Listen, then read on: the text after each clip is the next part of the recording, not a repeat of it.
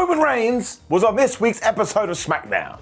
Somebody ring the clanger. This was because the Bloodline had screwed up everything last week, and he found Sikoa and Jimmy Uso was like, by the way, you screwed up everything last week, so I'm here to fix things. But after he walked out of the screen with Paul Heyman, Solo was all like, no, I'm gonna fix things. So there it is, my friends, the first of many seeds. Eventually, Mr. Sikoa is going to leave his tribal chief. Also, hello, my friends, and welcome to Ups and Downs for Smackdown, the review show in wrestling. That wasn't right English, that was crappy sentence structure. As was that. We've gone totally crazy. You wanna know why? It was me! That's right, the wizard in the sky, who now has merchandise. This show is out of control. Let's up those doubts. It actually tied into a big old tease too, though, because Nick Aldis was then in the ring to start Smackdown, and he basically was like, let us do a contract signing for the Royal Rumble. So AJ Styles came out, he signed the deal. LA Knight came out, he signed the deal. Randy Orton came out, he signed the deal. And when Mr. Roman was meant to come out, well, he didn't bother, and instead here was Paul Heyman.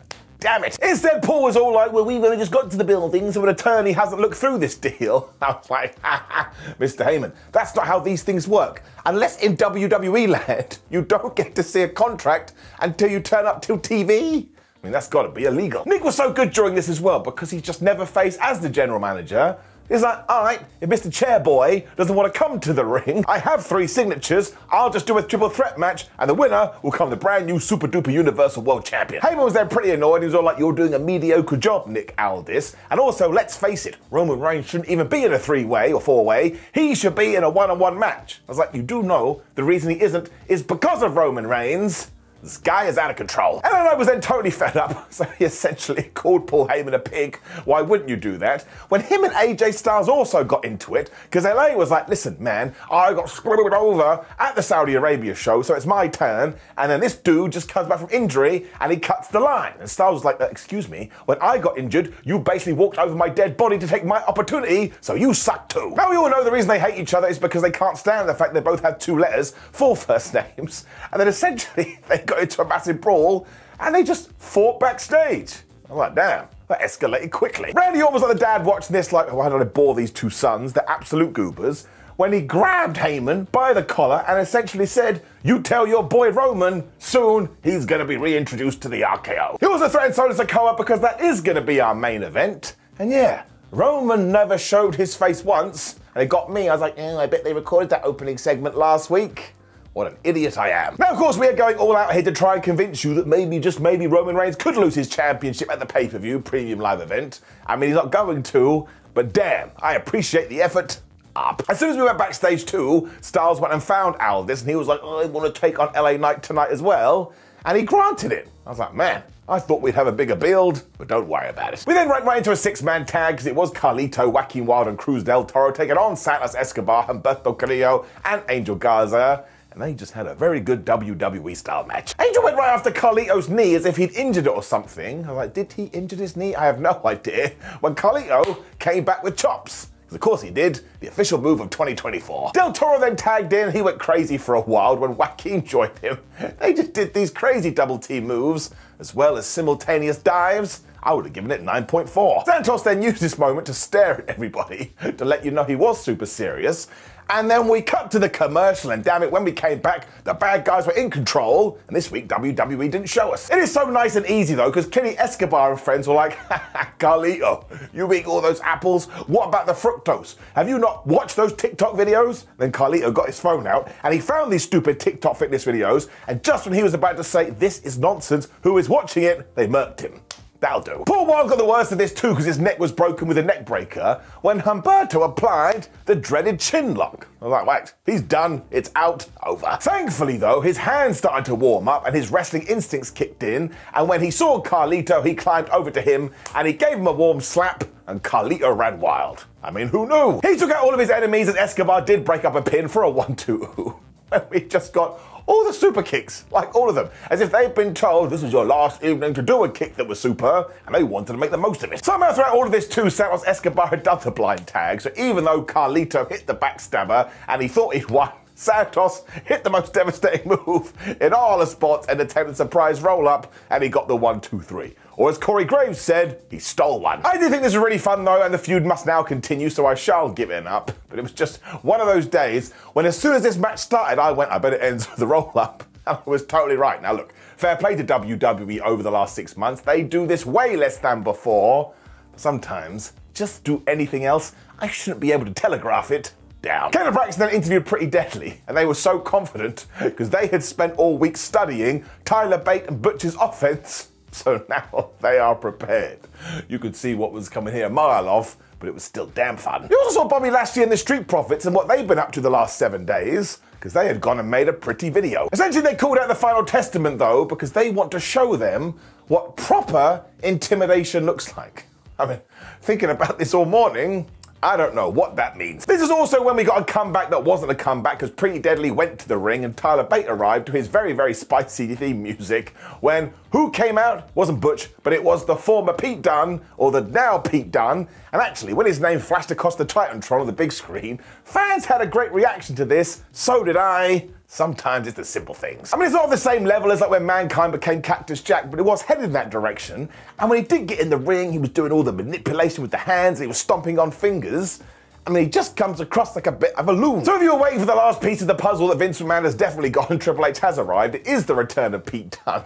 At one point, he was trying to pull Kit Wilson's limbs off with like stretchers and stuff when Tyler tagged in, and he was more into the whippy spinny spin. That's what he did. I mean, he spun him around so hard I started to think about Kylie Minogue, which is when we cut to another break, and when we returned, Pretty Deadly were just on the offense. But once again, this is a nice and easy one, because I would imagine they just shouted, "You're not Pete Dunne, you're Butch." That hurt Pete's feelings. He got smacked in the face. I mean, maybe Bate was even more hurt by this because he was being absolutely destroyed by Elon Prince. When, of course, Elon went for a flying nothing, he got caught in the suplex, whammed into the floor, hot tag. Dunne went absolutely nuts as well because he suplexed Pretty Deadly into each other when Tyler got back in there and just punched them all in the face. When Pete returned, he did the finger snap and he hit the bitter end and he got the 1, 2, 3.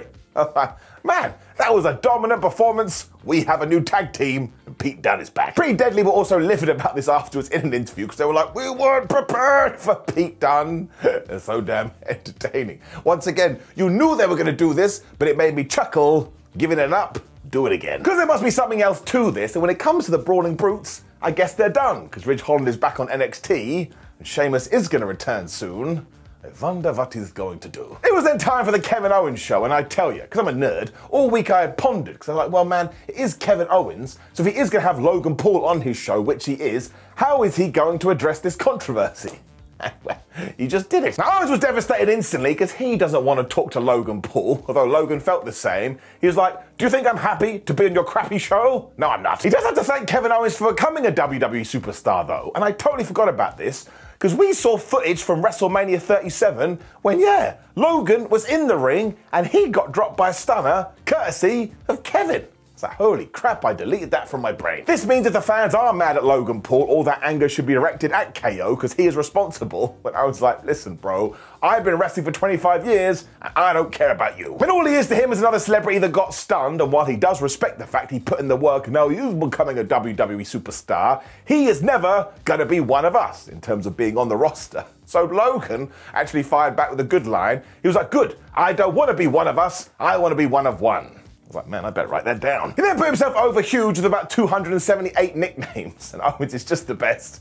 He just looked at him when he was done, he was like, I don't know what any of that means. I love him. This is when he did drop the big one, though, because he was all like, listen, Logan, man, you keep dropping all of this smoke, and I'd love to do the same to you, but I'm not allowed. So surely, that has to be a reference to all the legal stuff that Logan Paul is involved with right now. So yeah, he can't talk about it. But on this occasion, sometimes not saying what you're not allowed to say, well, it creates a bigger boom. He then got more specific because he said Logan Paul is a joke and it's ridiculous that he is the US champion, but that's why at the Royal Rumble, he ends that reign and he takes the belt back. Logan was then actually quite funny because he basically woke up from a coma. He was like, what? I didn't listen to a word you just say. And also, if you do beat me, it's because of that damn cast. We all know the deal. Now, once again, Kevin found this funny because nobody on the roster can take more punishment than him. And you know what? He'll take this off right now. I thought this was such a good segment because, of course, Logan used that to jump Kevin Owens. He punched him right in the face when, like a damn monster, KO rose from the depths and started shouting, is that all you've got? Is that all you've got? And I was like, damn it, kill him. This was really cool, and they did start to brawl, and, of course, it gave us a little bit of an insight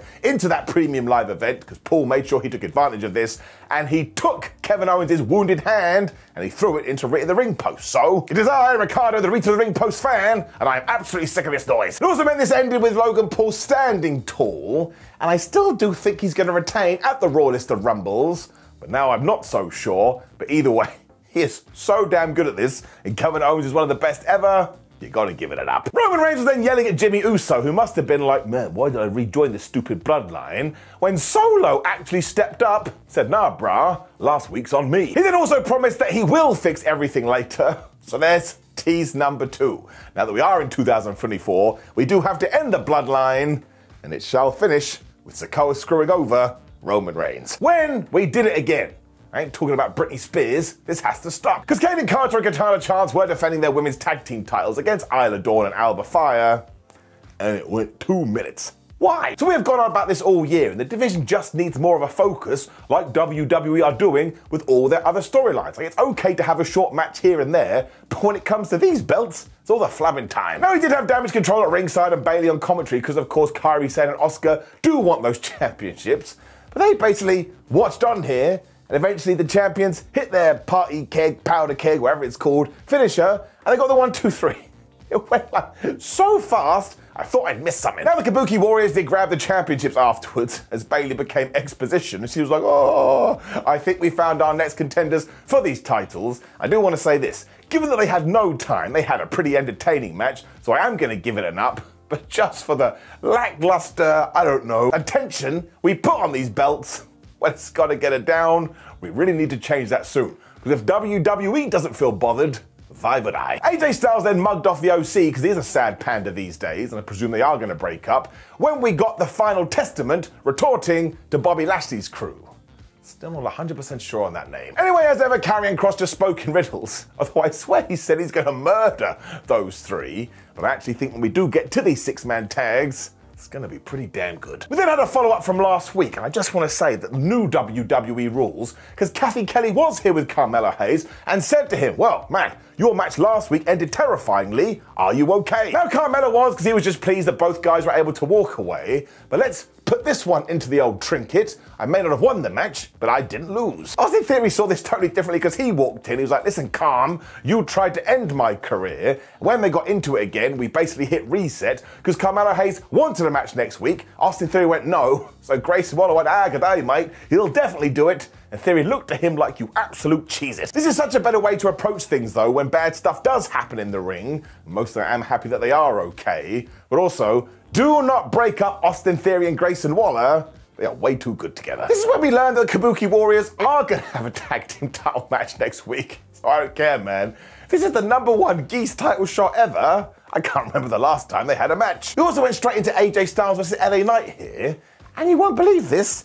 It also went 5 minutes, so either something went long, or we were just having some fun. Now, to be fair to this one, it did work better because it does tie into the story, because Styles hate Knight, and Knight hates Styles, so they didn't care about wins and losses, they just wanted to murk each other. We also started with the chops because it is 2024, and given the year in question, Styles, they need him in the face. If it wasn't going to get out of control, I would start a need to face counter, but I'll be up at night counting all the time because there's so many. He also threw LA into Barry Barricade, so he came back and threw Styles into Alan the announce table. I don't know about you, I was getting really worried about Simba the Steel Steps. He must have been terrified. I was totally right as well because at this juncture the Bloodline did make their way to the ring, and not only did LA Knight get smashed with the spike, but AJ, Edge, went into the stairs. Like I knew it. The referee just watched all of this as well. She was like, man, I hate you so much, you're such children. And he called for the disqualification. This is when Sikoa got on the mic and he went 2 down, 1 to go. So Randy Orton instantly came out for the main event. I like that segue. This one also flew by though. Dare I say it, if I did want to break it down into a nice neat little package, Randy Orton basically squashed Solo Sikoa. Now he did come out of the gates with a hip attack and he threw Randy into Alan the announce table when he decided to pose. Of course, he needs to build up that meter. It was a really stupid idea, though, because Orton took a med pack and he was back, so he threw Solo into LA the announce table. This is when Jimmy Uso was going to do something, but he got cut off by LA Knight. He then got cut off by AJ Styles, so Orton just slammed Sikoa with the RKO, and he beat him. I was doing this because once again it was so fast. Now of course it made sense because we're planting yet more seeds that maybe, just maybe, Roman Reigns could lose at the Rumble. And as soon as AJ and LA got into it again, Randy's like, right, you've been doing this all evening, and he smashed them both with RKOs. I swear too, Roman Reigns then literally teleported in from nowhere, so he must be in cahoots with Captain Picard, and given that Randy was down and he changed his mind, he grabbed that there contract and he signed it, match is on. He was also going to slam Randy with the spear, and once again you could see what was going to happen here, but it was still so damn good because he ran. He too got slammed with the RKO as Randy was all like, I hear voices in my head. I mean, he'd won the evening. There's also a really interesting part at the end because he did throw the contract under Roman's face, who looked like, oh my gosh, I didn't believe that was in there. So you have to imagine, given that next week's SmackDown is the last one before the Royal Rumble, he has now realized the bloodline is banned from ringside. Because once again, when we are 24 hours out, you need to convince everybody that Roman could lose, even though he's not going to lose. I really did enjoy how this all blended though, and that we have so many challenges for the championship, and that we reminded you that when it comes to hate, LA Knight, Randy Orton, and AJ Styles, well, they dislike each other too. So as always, when WWE does their main event segments, they usually get it right these days. Up. Which brings us to the end of SmackDown, and it is going to get an up overall because it's getting me pumped for the Royal Rumble. And I've said it once, I'll say it 79 times. On paper, this very well may be the best Royal Rumble ever. That's the kind of potential it has. Now please do click the video on the screen, which is ups and downs for AEW Dynamite. I would appreciate that, and have a lovely weekend.